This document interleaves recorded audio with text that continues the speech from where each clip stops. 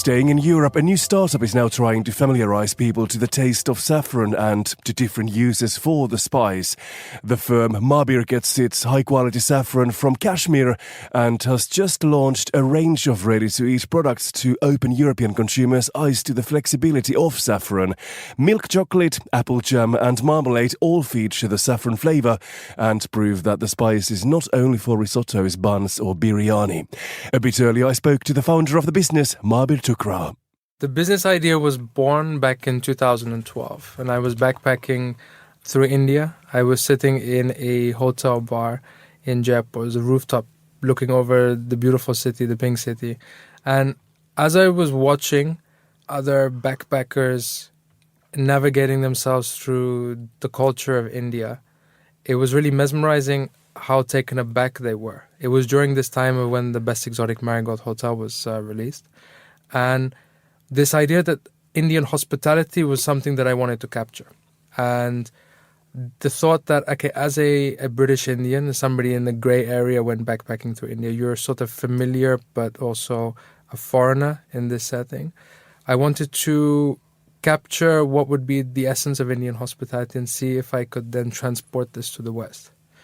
And then having done a bit of research, I had seen that spices is a natural fit, especially in the UK, and how the perception of Indian food is continuing to flourish in mainland Europe, and had seen that saffron is a spice which people know of but know very little about. Exactly, and that was a starting point. So then you decided to do something about that. What were the first steps of actually launching a business? I've been working for 2 years full-time, during the time while I was researching and developing the idea. The initial step was that I had contacted the Indian government's Spice Agency Board and had approached them to say, look, I have this idea for developing Indian Kashmiri saffron in particular abroad, and I would like to seek some introductions into potential farmers or to distributors. They weren't so helpful to begin with. The idea slowly faded over the few months of that, and that was towards the end of 2012. Then when Modi came in, was sworn in as Prime Minister, it was announced, and it appeared actually on my Facebook newsfeed by one of the Indian newspapers' Facebook pages, that Modi was going to put an infrastructure in place to develop the saffron industry in Kashmir. And that's when you saw an opportunity for yourself as well, to be involved. Exactly. So I called the same government office again and explained to them that I'm looking to have the introduction for saffron growers. And somehow, by serendipity, I was given that introduction by email 15 minutes later after that phone call. I don't know if it was that because somebody on the other line, whoever answered the phone, had a box to tick and they'd found an avenue, or I just happened to be so fortunate to be given a helpful person. During then, I was given an introduction to the Farmers Cooperative. And it's a collection of farmers just outside Srinagar, which is the capital of Jammu and Kashmir, in Pampur. And we were communicating back and forth. And I explained that I'm looking to introduce saffron in the West. I was requesting what certifications, because the big challenge with saffron, which I'd seen in my research, has that there's a lot of adulterated saffron, a lot of fake saffron on the market. You know, you go to Turkey or to Morocco on holiday and you see a bag for €4. Exactly. I think that's the thing you should clarify. You say that you are launching premium Indian saffron in the UK for the first time. You do get saffron from shops over here. What is the difference between your products and what you can find from, your average grocery stores? Actually, there's a very simple test that any consumer can do. If it be from buying saffron from the supermarket or during on holiday when they see it for €4 and it's very cheap, is that if you get a plain sheet of white paper and you take a single strand of what you consider to be a saffron and you score it on that sheet of paper with your long finger, and if there is any red stain, any mark that's left on the paper, it's not very good quality. It's most likely that it's been pumped with coloring. And if it breaks up very easily, then it means it's completely dried out. And you'll find that even in those of the supermarkets, that the quality of saffron, as spices in generally, this is why Indian housewives have a stainless steel spice box, that they should not be exposed to light or to unnecessary oxygen. And for that reason, even when buying it from the supermarkets, that in this little plastic or glass case, where it's exposed to a lot of the yellow light, that the quality is deteriorated significantly to by the time when the consumer, the end user, opens the packet of saffron at home. Now that you've started bringing saffron over to the UK and Europe, I think it's interesting that you are focusing very much to try to make people actually understand the real uses for saffron, everything you can do with it. It's not just, we always have this idea that it's maybe risotto, it's maybe buns when you need some saffron, maybe some Indian food, but there is so much more. The unique thing about saffron is that it's agile as a spice, that it can be used in savory as well as sweet dishes. And in bringing a high-quality product which comes directly from the farmers' cooperative, so they receive the best revenue for their hard work. But that with every shipment that goes out of India, it has to go through a phytosanitary test.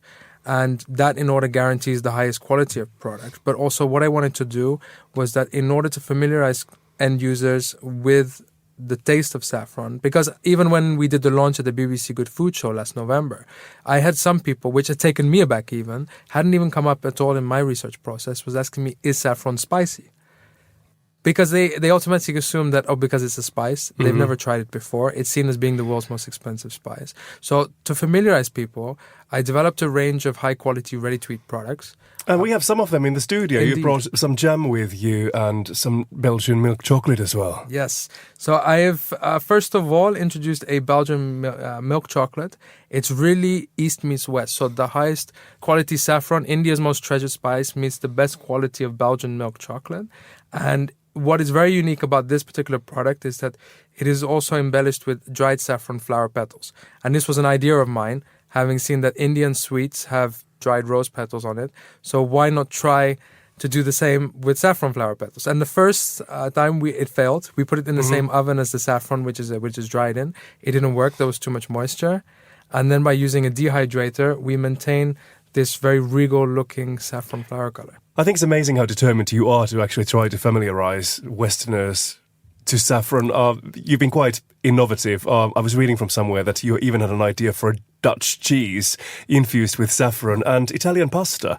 They didn't work, unfortunately, did they? No, in order to develop the products which would be the most applicable to European consumers to introduce the taste of saffron, we tried some Dutch gouda and some Italian pasta made in southern Italy. And what happened, especially with the cheese and the natural aging process, the saffron somewhat congregates to a certain position which you have no control over. So then, depending on what part of the cheese you cut, there are certain parts of the cheese that have really intense saffron flavor and something hardly anything at all. What else do you have planned for the future? What is your 5-year plan? Where to from here? I'm really keen to develop the position of saffron as a mainstream cooking ingredient, no longer something where consumers are reactive but proactive, wanting to cook dishes with saffron. But also we are looking at other products featuring saffron, and including cosmetics. I've currently got a natural saffron extract that is currently being researched. So we are measuring the quality of saffron compared to other saffrons on the market, such as those coming from Greece or from Italy or from Iran. But also, more imperatively, to really develop a position for Indian food, an Indian food brand in the premium category in the West. This is really, I positioned it that typically Indian foods or Indian brands are found in ethnic shops, but you never see in Harrods or in the Bijenkorf in the Netherlands or Les Galeries Lafayette in Paris a Indian food brand.